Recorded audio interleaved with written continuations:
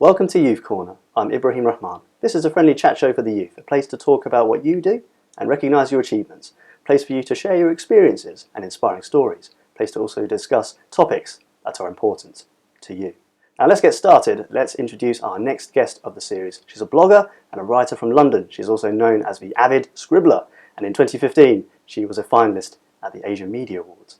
Ladies and gentlemen, boys and girls, it's Cháyya Syal. Welcome to Youth Corner. How are you today? I'm good. Thank you for having me. Fantastic. It's really good to have you here. Now, I want to start off with an origin story. Avid Scribbler. What is it? It's a blog.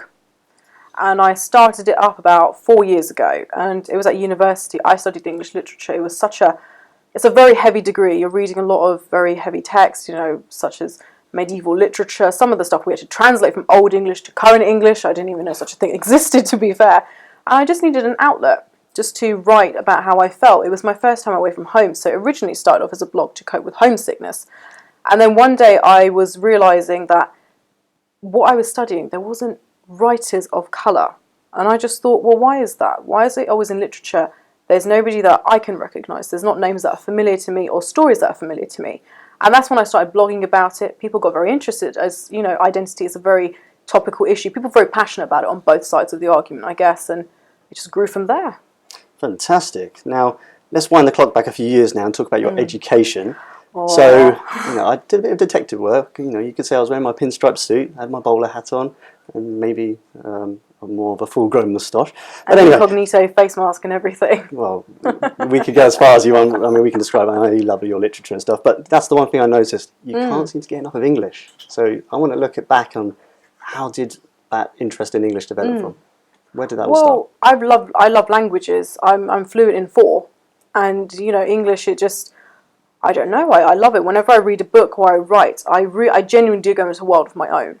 And if we're going to go back further than school, I think the first book that inspired me, actually just to be myself, that being intelligent is fine, and to love education is fine, was actually Matilda by Roald Dahl. Surprisingly, I just thought, oh my God, this is somebody in a book I can relate to. This girl loves to read. I love to read. I get bullied for reading. Matilda got bullied for reading. I'm not telekinetic, but maybe another day I will be. And that's where it started. And, I read and wrote throughout my childhood. It was my way of coping with what was going on as I was growing up.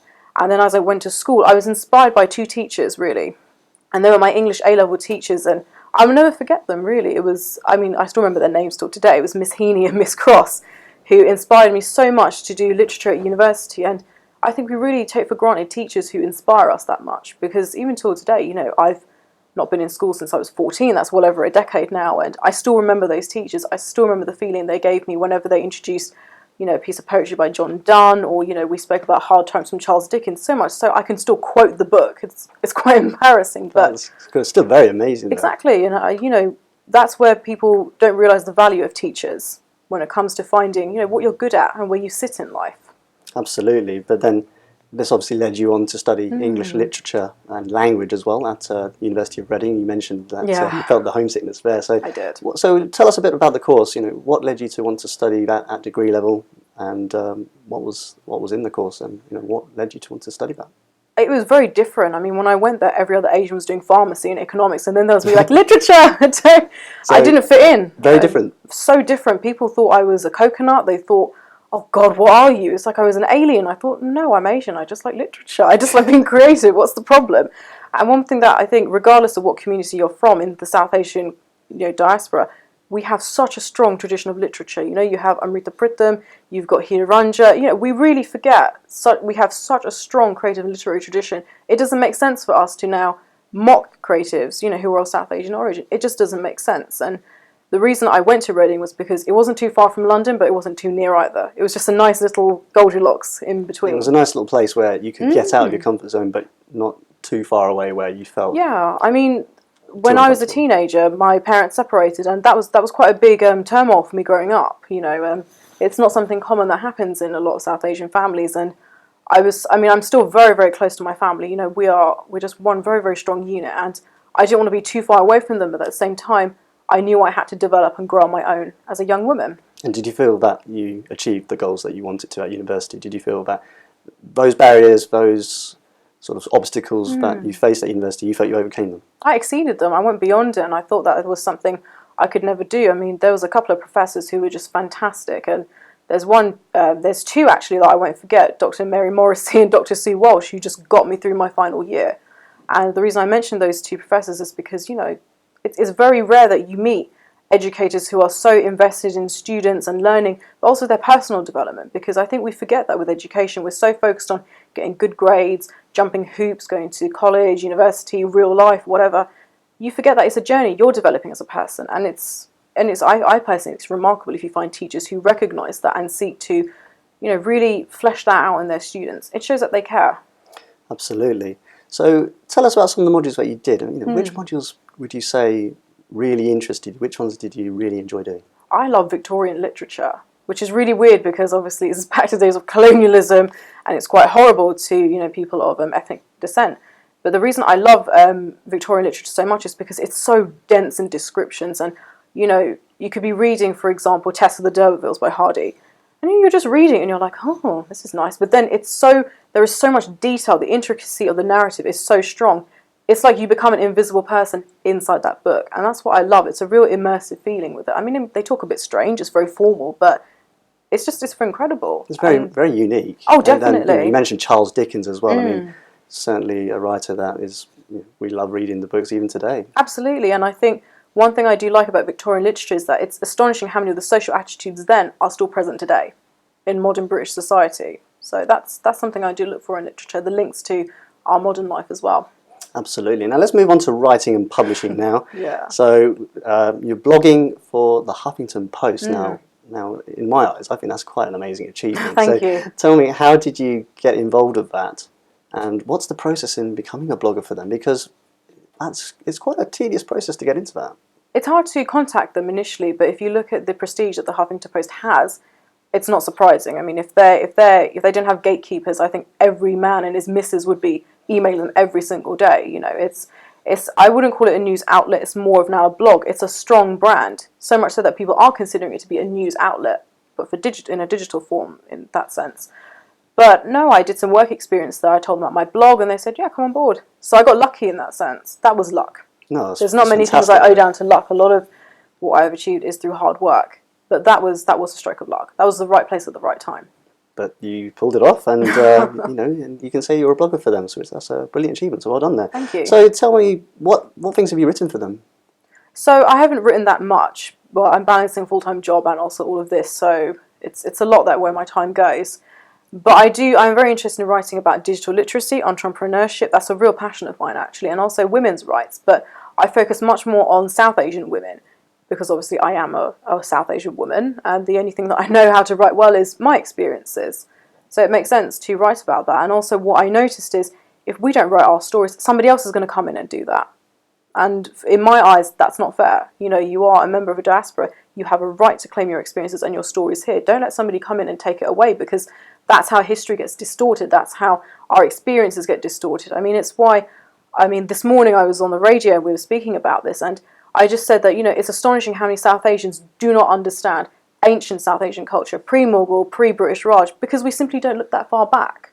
So but do you think that's maybe a problem that we're facing here, particularly in the UK, in terms of what is taught in the national curriculum?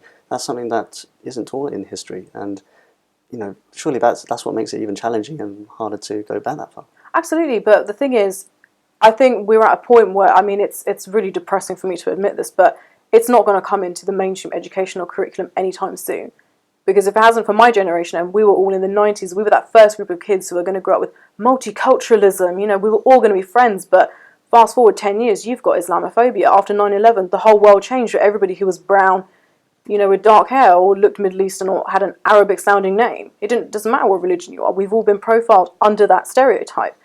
And the only way that I can see us learning about our various histories is through our families now. But even then there's a problem, because there's only so far back we can go. And even our grandparents sometimes don't understand the history beyond colonialism. I've been lucky in that sense, because my grandma does know a lot about that. So I learned so much from her. And also there's a lot of resources online now. And because there's more and more westernized and, British born and bred South Asians writing about this kind of thing, it opens up a whole encyclopedia of what ancient South Asian history was like. Absolutely, lots of opportunities there, definitely.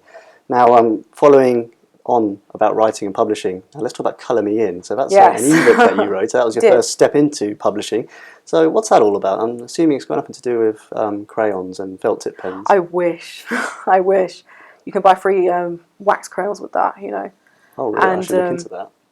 Joke. Oh, okay. It's okay. Yeah, I knew that. Don't worry about it. But what it was is, this was the year my blog turned 2, and it's not very often that you have a following and a readership that's so appreciative and reciprocative of what you do. And I just thought, how can I thank all these people? I've never met these people, and the audience that I created for Avid Scribbler, it's from scratch. So in that sense, it's very unique. It's always changing, it's evolving, in the same way that I'm changing and evolving as a person. And I thought, how can I say thank you to these people? And I thought, I'll write a little ebook. So it's a series of short stories which talks about ethnic identity in the lives of 5 very different people. But one story for me that personally stood out was this story called The Boy in the Green Jumper. And this was based on something I saw on my way into work one day. And there was a father holding his son's hand on the platform. And they must have been talking about his day at school or something at the weekend. And, you know, he just said, oh, I made friends with Henry. And the father's like, oh, who was Henry? Oh, he was wearing a green jumper. And I thought, isn't that so wonderful how children will just pick up an item of clothing like a green jumper, a red jacket. Whereas if we were older, we'd said, oh, you know, he was the Asian boy, or, you know, the Nigerian child, you know. And that made me think, you know, when do we lose that sense of how we observe things for what they really are versus what I guess we're conditioned to think in a way. Definitely. But so what's the reception been like for the book? And It went down very well. I was very surprised. I was very scared putting it out there because I thought, the first time I've written something, I have no idea how this will go down. But no, I'm very grateful to my readers. Great, so you had really positive feedback then. Very positive. That's great. So where can people purchase your book from? It's on Amazon. Okay. So yeah, it's about 79p. I tried to make it free. It kind of didn't happen. I believe in, you know, knowledge should be free for everybody, but they wouldn't let me do it for free. So I'm sorry. But it's only on Amazon, so that it's on Amazon, be a great place to find your book. Great stuff. Now let's move on here. Let's talk about BBC 100 Women. Now that's a project you were involved in. Now that sounds quite groundbreaking. What was involved in that, and how did you get involved in that? Yeah, so basically, when it comes to writing about South Asian experiences, you end up connecting with a lot of other people who think like you. So there's a whole group of us. We're all British Asian girls. Some of us are, you know, British Indian like myself, British Pakistani. There's one girl who's British Guyanese. And, you know, we're all more or less the same age group. But then you've got some who are, there's one lady who's actually from India herself and then who came here, you know, to live. So she's just a very recent wave of immigration that's coming from India now. And we were all chosen as one group to be part of BBC 100 Women. It was a digital initiative. So it talks about these social conditions and ways of thinking that are placed on women. And it was just done on 100 organisations across the world. So it was a privilege to be a part of that. And we represented the British Asian faction. And we just spoke about things like, you know, the ideas of shame, modesty. You know, if you're wearing a certain item of clothing, does that make you a woman with loose morals, or are you too westernized, are you too modern? And even ideas of, you know, beauty.